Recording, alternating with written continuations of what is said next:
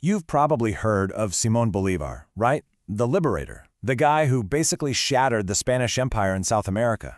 But here's the thing. His real goal, his grand ambition, wasn't just about winning battles. It was about building a brand new world from the ground up, a single, powerful, united Latin American nation. So what happened to that monumental dream? Well, that's what we're going to dig into. Picture the scene.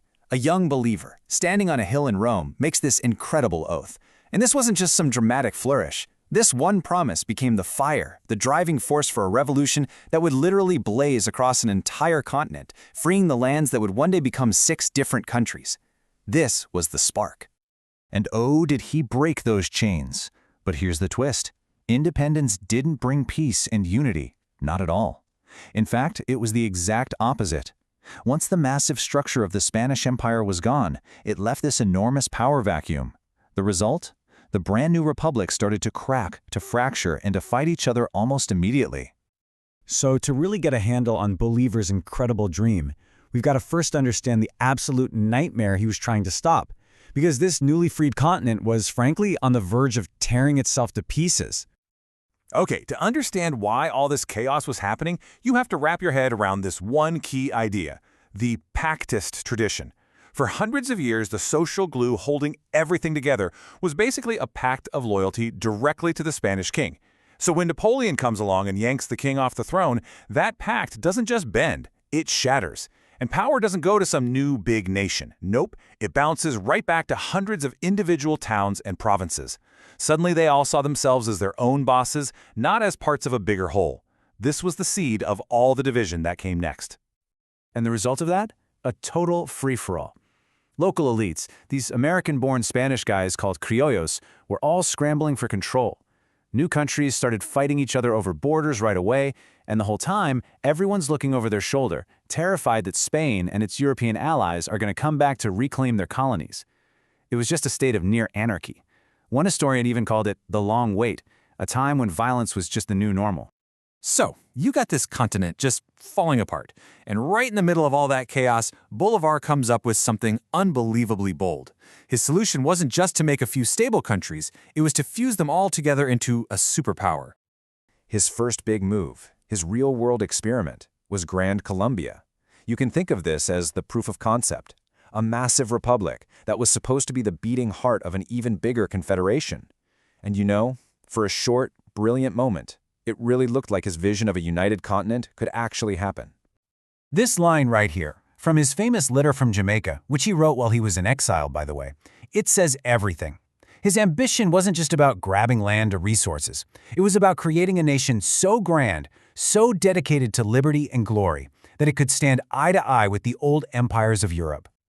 And look, this wasn't just some romantic dream. For Bolívar, it was brutally practical, a matter of survival.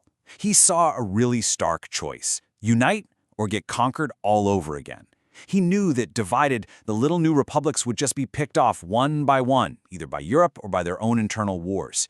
But together they could have security, stability, build strong economies, and finally earn the world's respect. Okay, so this all leads us to the pivotal moment, the ultimate test of his entire vision. This was where everything would either come together in this incredible new reality or just fall apart for good. The year is 1826. Bolívar calls for this huge summit in Panama. I mean, talk about symbolic, right? The very crossroads of the Americas. This was his big gamble, his all-or-nothing bet, to convince all these newly freed nations to link their futures together forever. The goal, in his own amazing words, was to create a sublime authority. Now, this wasn't going to be a single government that ruled everyone. It was more like a permanent assembly of nations. Think of it. It's kind of like if you mashed up NATO for defense, a common market for trade, and a Supreme Court to settle arguments, all rolled into one. It was designed to keep the peace and present a united front. But take a look at who actually came to the party. Yeah, the core nations, his allies, they were there. But the empty seats, they spoke volumes. The powerful regions around Buenos Aires, what would become Argentina, they just stayed home. So did Chile. And this wasn't just a scheduling mix-up, it was a huge red flag, a sign of the deep-seated resistance and suspicion that was already starting to poison the whole project. And just like that, the great project started to crumble.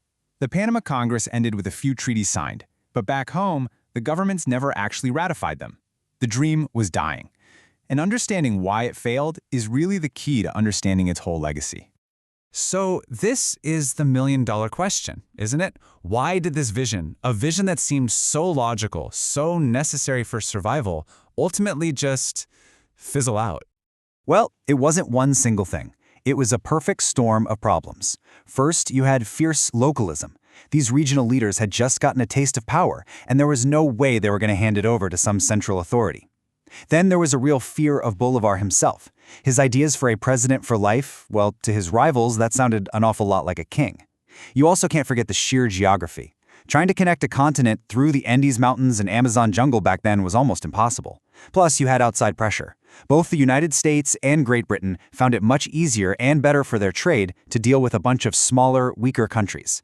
But maybe the biggest killer was the lack of a common identity. As one of Bolivar's own generals put it, the people from these different regions were basically strangers to one another. But here's where the story gets really fascinating. Because even though the project failed, and Bolivar died completely disillusioned, the dream itself, it never really went away. It became this kind of ghost, haunting and inspiring Latin America ever since. And you can just see it pop up again and again. Every time the continent faced a threat from outside, someone would say, hey, maybe Bolivar was right. The idea evolved over time, shifting from a military alliance to a cultural identity, this idea of Latin Americanism, and then later into economic cooperation. And then, get this, in 2008, when the Union of South American Nations was founded, leaders were literally invoking Bolivar's 200-year-old dream as their inspiration. It just keeps coming back. It's really heartbreaking when you read his final words. Just days before he died, exiled and broken, Bolivar wrote this. He felt completely betrayed, not just by his political enemies, but by the very people he'd freed. He had poured his entire life and fortune into this dream, and in the end, he felt like it was all thrown back in his face. It's just a tragic end to such a monumental life. And so that leaves us with the big question, doesn't it? After 2 full centuries of division, of rivalry, of separate paths, is a truly united Latin America just a beautiful, impossible fantasy? Or, in a modern world that's facing a whole new set of challenges, could Bolivar's ghost, his persistent idea, finally be an idea whose time has come? It really makes you wonder.